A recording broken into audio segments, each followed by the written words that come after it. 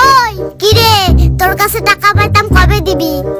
ও হ্যাঁ, তো তুই আমার কাছে 400 টাকা পাইতি না? 400 না 3100 টাকা।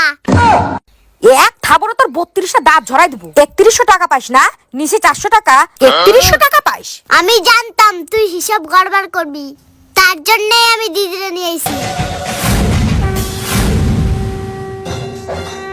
আমার কতর কি সমস্যা?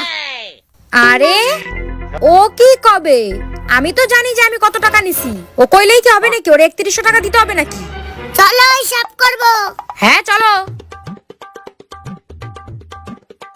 প্রথমে কত নিছিলাম? 250 টাকা। তারপরে কত? 150 টাকা। দাঁড়াও, এবার হিসাব করতেছি। শূন্য শূন্য, 5 আর 5 10, 2 আর 1 3, 3100 তো হলো। হিসাব পারো? স্কুলে গেছো কোনোদিন?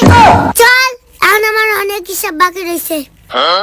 सारी उम्र मैं ठोकर जबड़े आ रहा, तेरे पीछे ये जिंदगी सरकस हो गई।